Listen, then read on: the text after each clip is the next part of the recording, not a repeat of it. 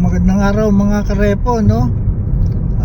Pag-usapan naman natin ngayon yung mga bumibili ng pasalo.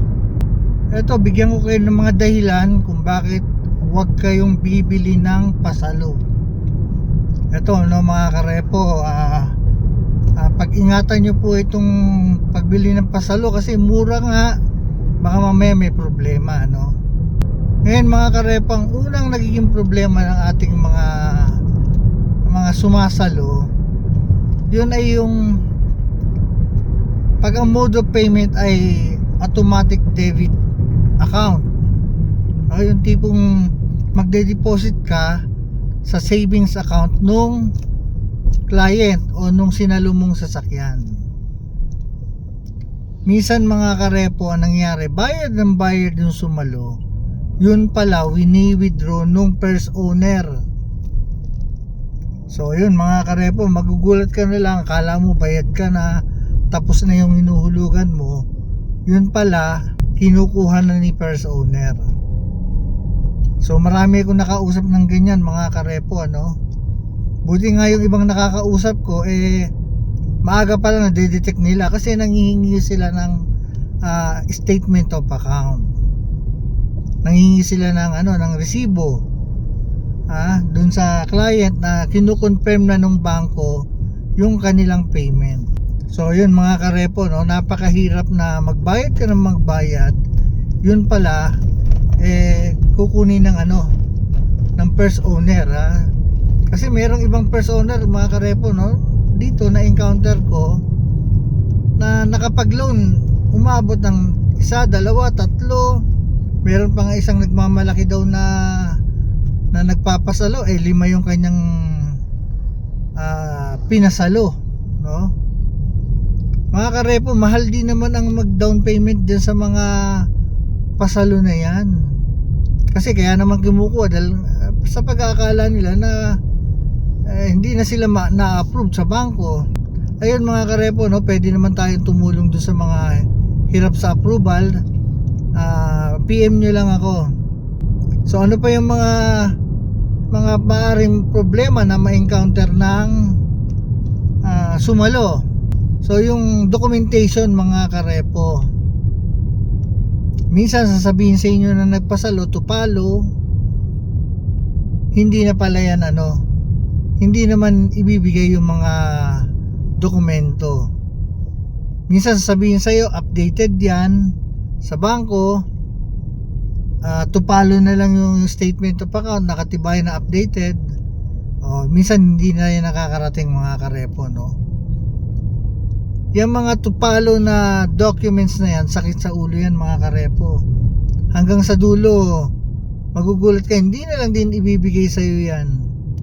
Yan ang mahirap sa pasalo. Ngayon, isa pang problema, na ito dapat niyo itong malaman. Ang pasalo po po yan, decline po yan sa sa insurance. O paano pag nabanggayan? 'Di ba? Problemang malaki yan.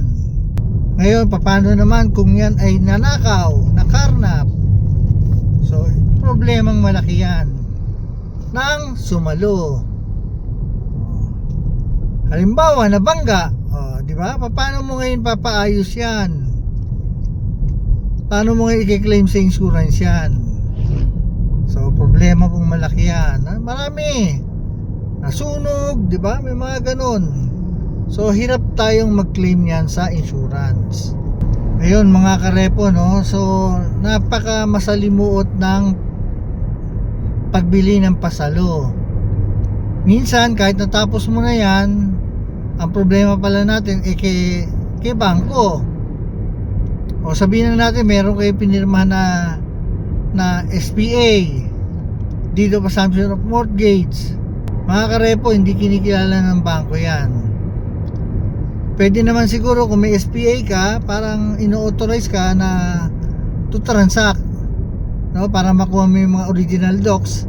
Kaso ngayon ang bangko po nagpapa-email na rin sa client na kung talagang kinukuha niya na yung dokumento, so kailangan ma-confirm sa email. Ayan mga karepo, Tsaka mga karepo, pag kukunin nyo na yung ORCR, ang hihingin po sa inyo ay updated na ID. Baka mamaya yan, ang ID na hawak nyo mag-expired na. So ano pa ba yung mga mahirap na sitwasyon na na-encounter dyan sa pagsalo o yung na-encounter ng sumalo? Ang isa pong na-encounter na problema ng sumalo mga karepo yung uncooperative yung nagpasalo. Ayun mga karepo, talagang napakahirap niyan. Kasi paano kung nag 1 month past due ka, tapos may mga bangko pa naman na pagka nag-past due ka nare-restricted yung payment. So kailangan nyo yung tulong ng first owner na nagpasalo, lalo na sa mga paghingi ng statement of account, di ba? Kakailanganin nyo po yung yung first owner. So yun yung mga talagang possible na ma-encounter nyo, nasasakit ang ulo ninyo. Marami pong first owner na hindi mo na makokontak. So ano pa yung mga possible na pwede nyo ma-encounter pagka sumalo kayo ng sasakyan? Isang problema dyan mga karepo, pagka meron tayong ahente o yung gumigitna, no? Kasi minsan si nagpasalo, pinasalo lang pala niya ng 20,000, nagugulat sila na pinasa uli nung ahente ng halagang 200,000. So parang sobrang panggugulang, mas malaki pa yung kinita ng ahente. Kagaya nung isang kausap ko, pinasalo niya. Ngayon itong sumalo, talagang buyer in good faith, talagang binayaran niya ng binayaran. Yun pala, meron pang naiwan sa bangko. So itong sumalo, ayaw nang magbayad, tinamad magbayad. Ang katwiran niya, bayaran muna bayaran na lang nung nagpasalo. Ang problema, itong nagpasalo, idinaan pala sa isang agency na namimili ng mga pasalo. Pinasalo niya na 70, ipinasalo naman doon sa third buyer ng 470. So itong huli, nagkakabukingan, di ba? Yan po, yan naman ang mahirap mga karepo doon sa mga namimili ng pasalo. Naku, ang lalaki na ng mga tubo niyan. Kawawa yung nagpasalo, kaya kawawa rin yung sumalo. Ano pa, yung mga possible, pagka yung may problema na pala yung sasakyan na dala-dala mo at sinalo mo, possible sa'yo mahatak. Kaya lahat ng binayad mo, zero. Wala kang mababawi. Yan po ang isa sa pinakamahirap pagka sumalo ka ng sasakyan. Alam nyo, yung mga nagpasalo na nalaman nila na ang laki pala ng kinita ng mga ahente, syempre nagagalit yung mga yung mga sumalo at nagpasalo. Ayun mga karepo, no? So yung mga possible na marami pa yan doon sa mga maraming na experience about dyan sa pasalo.